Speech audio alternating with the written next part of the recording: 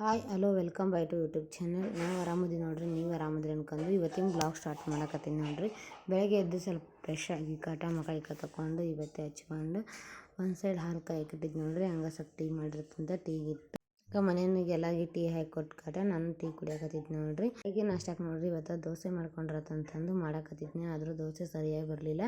ಹಂಗಾಗಿ ಪಡ್ಡುನ ಚಟ್ನಿನ ಮಾಡ್ಕೊಂಡೆ. ನಾ ಚಟ್ನಿಗೆ ಏನು ಹಾಕ್ತೀನಿ ಅಂದ್ರೆ ಖಾರಕ್ಕೆ ಎಷ್ಟು ಬೇಕಷ್ಟು ಮೆಣಸಿನ್ಕಾಯಿ ಹುರ್ಕೊಂಡು ಸ್ವಲ್ಪ ಪುಟಾಣಿ, ಸ್ವಲ್ಪ ಶೇಂಗಾ ಹಾಕೋಬೇಕು ನೋಡ್ರಿ. ಬೆಳ್ಳುಳ್ಳಿ, ಕರಿಬೇವು, ಕೊತ್ತಂಬರಿ ಹಾಕೊಂಡು ಸ್ವಲ್ಪ ಹುಣ್ಸೆಹಣ್ಣು ಹಾಕೋಬೇಕು ನೋಡ್ರಿ. ಟೇಸ್ಟ್ ಚೆನ್ನಾಗಿ ಬರುತ್ತೆ. ಸ್ವಲ್ಪ ಉಪ್ಪು, ಜೀರಿಗೆ ಹಾಕ್ಕೊಂಡು ಅದನ್ನು ಸ್ವಲ್ಪ ನೀರು ಹಾಕಿ ಮಿಕ್ಸಿ ಮಾಡ್ಕೊಂಡ್ರಂದ್ರೆ ಹಂಗೆ ಸ್ವಲ್ಪ ಒಗ್ಗರಣೆ ಕೊಟ್ಕೊಂಡಿರತ್ತಂತ. ಬೆಳ್ಳುಳ್ಳಿ, ಮೆಣಸಿನ್ಕಾಯಿ, ಕರಿಬೇವು, ಉದ್ದಿನಬೇಳೆ, ಸ್ವಲ್ಪ ಜೀರಿಗೆ, ಸಾಸಿವೆ ಹಾಕೊಂಡು ಒಗ್ಗರಣೆ ಕೊಟ್ಕೊಂಡು ಸ್ವಲ್ಪ ಅದಕ್ಕೆ ಚಟ್ನಿ ಗಟ್ಟಿಯಾಗಿತ್ತು ಜಾಸ್ತಿ. ಹಂಗಾಗಿ ನಾನು ಸ್ವಲ್ಪ ನಮ್ಗೆ ಎಷ್ಟು ಬೇಕಷ್ಟು ನೋಡಿಕೊಂಡು ಸ್ವಲ್ಪ ಅದ್ರ ಮಿಕ್ಸಿಯ ನೀರನ್ನ ಹಾಕ್ಕೊಂಡು ಮಿಕ್ಸ್ ಮಾಡ್ಕೊಳಕತ್ತೀನಿ ನೋಡ್ರಿ. ಹಂಗೆ ಈ ಕಡೆ ಪಡ್ಡು ಮಾಡಿದ್ರತ್ತಂತಂದು ತವ ಎಲ್ಲ ಕಾಯಕ್ಕಿಟ್ಟಿದ್ನಿ. ಹಂಗೆ ಸ್ವಲ್ಪ ಅದಕ್ಕೆ ಎಣ್ಣೆ ಹಾಕಾಟ. ಇದು ನಾಸ್ಟಿಕ್ ಅಲ್ರಿ, ಅಷ್ಟೊಂದೇನು ಎಣ್ಣೆ ಬೇಕಾಗಿಲ್ಲ.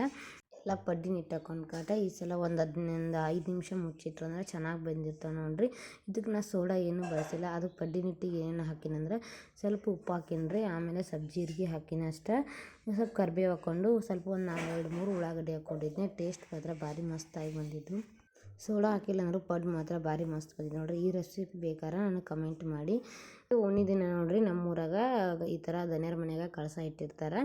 ಅದು ಕಳಸ ಚಿತ್ರಗಿ ಜಾತ್ರೆಗೆ ಹೋಗುತ್ತೆ ರೀ ನಮ್ಮೂರಾಗ ಪ್ರತಿ ವರ್ಷ. ಹಿಂಗೆ ನಾವು ಕಾಯಿ ಹೊಡ್ಸ್ಕೊಂಡ್ರತ್ತಂತ ಬಂದಿದ್ವಿ ನೋಡ್ರಿ. ಕಾಯಿ ಹೊಡ್ಸ್ಕೊಂಡು ಹೋಗೋದ್ರಾಗ ಈಗಿನ ಬಂತು ನೋಡ್ರಿ ಕಳಸ. ಈಗ ಚಿತ್ರಗೆ ಹೋಗಕತ್ತೈತಿ ಇದು. ಇಲ್ಲಿ ಬಸವನ ಪಾದಗಟ್ಟಿಗೆ ಇಟ್ಕಾಟ ಪೂಜೆ ಮಾಡ್ತಾರೆ ನೋಡ್ರಿ ಒಂದ್ಸತಿ. ಹಂಗೆ ಇಲ್ಲೇ ಊರಾಗ ಯಾರು ಕಾಯಿ ಹೊಡ್ಸಿಲ್ಲ ಅವರು ಬಂದು ಹೊಡೆಸ್ತಾರೆ.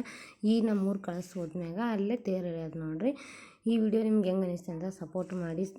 ಪ್ಲೀಸ್ ಲೈಕ್ ಮಾಡಿ, ಶೇರ್ ಮಾಡಿ, ಕಮೆಂಟ್ ಮಾಡಿ.